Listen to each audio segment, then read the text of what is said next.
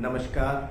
तो एक बार फिर हाजिर हूँ आपके लिए एक्सरसाइज 6.2 को लेकर के कक्षा 10। कल हमने जो प्रीवियस लेक्चर था उसके अंदर थेल्स थ्योरम की थी। डायरेक्ट थेल्स थ्योरम के ऊपर ये बेस्ड है। थेल्स थ्योरम का ही यूज करते हुए हम इनको निकालेंगे। तो ये हमारे पास आकृति है 6.7 का first, DE parallel to BC दिया है। इसमें EC को निकालना है और इस आकृति में AD को निकालना है। क्या दिया है?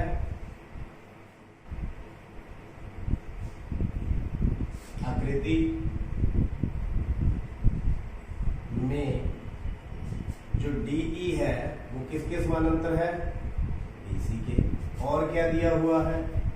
AD 1.5 centimetre, DB 3 centimetre, AE 1 centimetre.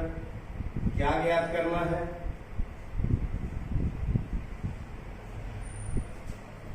EC। क्या ज्ञात करना है? EC। बहुत आसान है। देखिए जो DE है वो किसके समानांतर है? BC में। किस त्रिभुज में? ABC में। तो कल हमने जो प्रीवियस लेक्चर के अंदर जो थेल्स थ्योरम करी थी वो बोलती थी अगर ये दोनों लाइनें पैरेलल है तो इन भुजाओं का जो अनुपात है वो क्या होगा? बराबर। मतलब AD बटा DB का अनुपात निकाल लो और AE बटा EC का। तो दोनों क्या होंगे? बराबर। किसके द्वारा? थेल्स प्रमेय द्वारा। ठीक है, तो यहां हम वैल्यू इनकी पुट कर देंगे। तो AD कितनी है? 1.5। DB कितनी है? 3। AD कितनी है? 1। और EC हम इस प्रकार से इसमें पुट कर दिया। निकाल लेंगे, क्रॉस मल्टीप्लाई कर लो। 1.5 इंटू EC बराबर में 3 गुना में 1। तो EC बराबर में 3 गुना में 1 बटा में 1.5। तो EC बराबर में 3 बटा, पॉइंट हटा दें ऊपर 10 चला जाएगा। 3 एकम 3, 3 5 15, 5 दूनी 10। तो EC कितना आ गया? 2 सेंटीमीटर। तो ये तो था इसका आंसर। अब चलते हैं जो हमारा आकृति 2 है। आकृति 6.17 का जो सेकेंड पार्ट है इसके अंदर पहले दिया है। क्या दिया है? DE समानांतर BC आकृति में और AD हमें निकालना है। AE कितना है? 1.8 सेंटीमीटर। DB कितना है? 7.2 सेंटीमीटर। और EC कितना है? 5. तो हल देखें इसका। हल उसी प्रकार करना है। त्रिभुज ABC में DE किसके समानांतर है? BC के। तो यहां पर हम थेल्स लगा देंगे। AD बटा में DB बराबर AE बटा में EC। क्यों? थेल्स प्रमेय द्वारा। तो इनमें वैल्यू भर दें। AD हमें निकालना है बटा में DB कितना है? 7.2 सेंटीमीटर। AE कितना है? 1.8 और EC कितना है? 5.4। AD डायरेक्ट यहां से निकल जाएगा। 1.8 इंटू 7.2 बटा में 5.4। इसको सॉल्व कर ले। 18/10 गुना में 72/10 गुना में ये 10 ऊपर लगा दें। 54 वाला 10 से 10 कट गया। 18 होती है 54, 24। तो ये आ गया 24/10, यानी या यूं कहें 2.4 सेंटीमीटर। तो थेल्स थ्योरम के सहारे इस प्रकार हमें कोई साइड की हमें नहीं पता तो हम साइड को कैलकुलेट कर सकते हैं। एक्सरसाइज का सेकंड सम, किसी त्रिभुज PQR की भुजाओं PQ और PR पर क्रमशः E और F बिंदु स्थित है। तो इस प्रकार की हमारे पास त्रिभुज है PQR और इनके ऊपर दो बिंदु हैं, कौन कौन से, एक तो E और एक F। तो निम्नलिखित में से प्रत्येक स्थिति में बताइए कि EF समानांतर QR है। तो यहाँ पर हमारे पास तीन सम है, तीनों में ये बताना भी ये दोनों समानांतर है या नहीं, और कुछ आंकड़े इनके हमारे पास दिए हुए हैं। पहला सम देखते हैं, PE 3.9 centimetre, EQ 3 centimetre, PF 3.6 और FR 2.4 सेंटीमीटर। देखो सारे आंकड़े हमारे पास है, तो हम थेल्स प्रमेय कर चुके हैं, उसका विलोम भी कर चुके हैं। थेल्स प्रमेय का विलोम क्या कहता है कि अगर इनका अनुपात भुजाओं का यानी कि PE over EQ PF over FR के बराबर है तो ये भुजाएं समानांतर है, वरना नहीं है। तो यही काम हम यहाँ पर करने वाले हैं। तो हल, त्रिभुज PQR में देखिए ये निकाल लेंगे रेशियो इनकी, PE ओवर EQ कितना है 3.9 ओवर में 3, मतलब यूं लिख दें 3 गुना में 10, तो काट के कितना आ गया 13 बटा में। इधर वाली भुजाओं का भी अनुपात हम निकाल लेते हैं,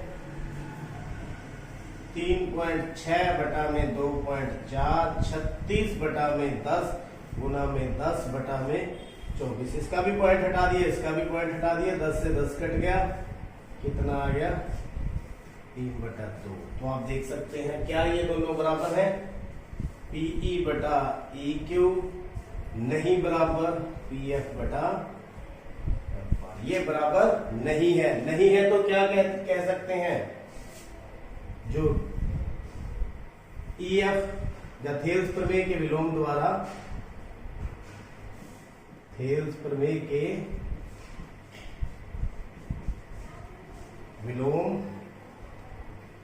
द्वारा जो है EF है वो समानांतर QR नहीं है, क्योंकि अनुपात बराबर नहीं है तो समानांतर भी नहीं है। चलिए सेकंड पार्ट की तरफ बढ़ते हैं। यही आकृति है हमारे पास,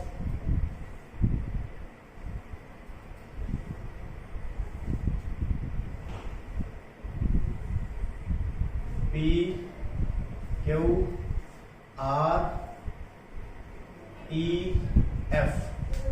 जो जो हमें गिवन है लिख लेते हैं। PE कितना है 4 सेंटीमीटर, QE 4.5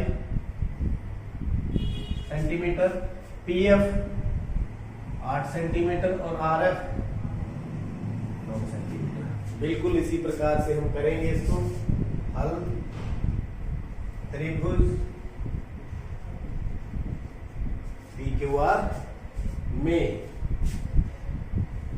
PE बटा EQ निकाल लें, 4 बटा 4.5, 4 गुना 10 पॉइंट हटा दें, ऊपर 10 लग जाएगा 45, 5 दूनी 10, कितना आ गया 8 बटा में 9।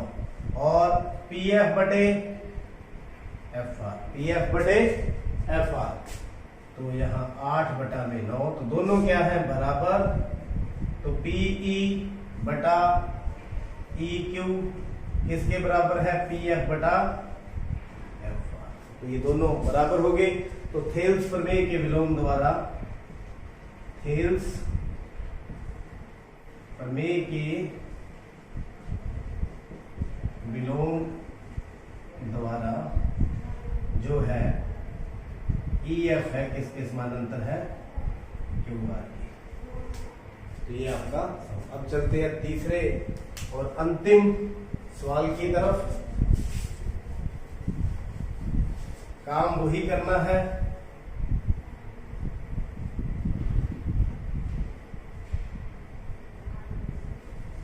थर्ड पार्ट में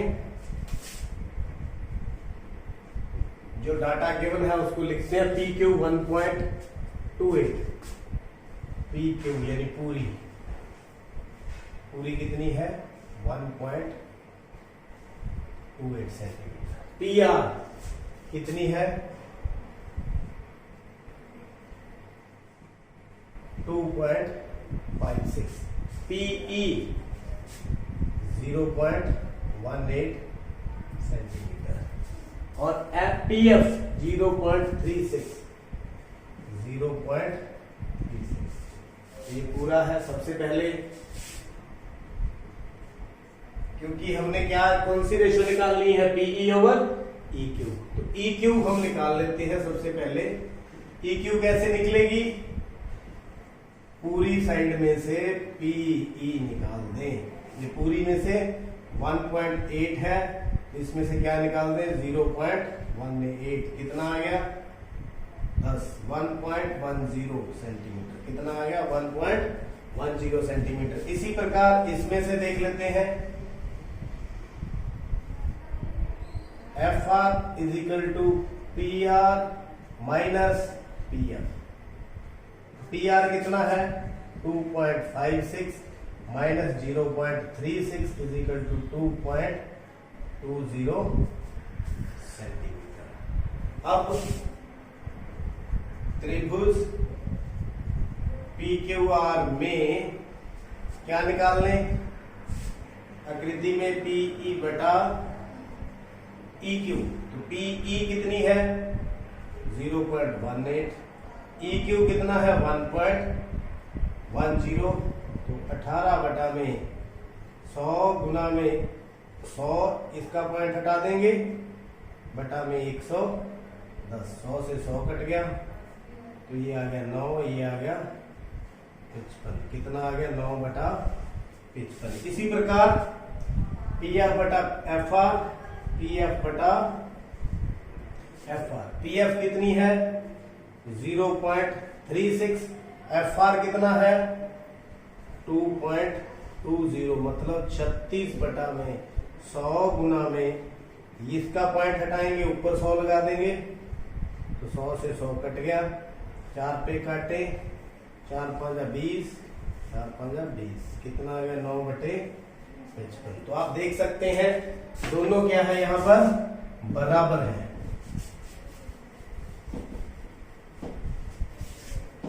तो दोनों बराबर है। पीई बटा ई क्यू किसके बराबर है, पीएफ बटा एफ आर, ये दोनों बराबर है। बराबर है तो थेल्स प्रमेय के विलोम द्वारा, थेल्स प्रमेय के विलोम द्वारा क्या लिख देंगे, अगर अनुपात बराबर है तो भुजाएं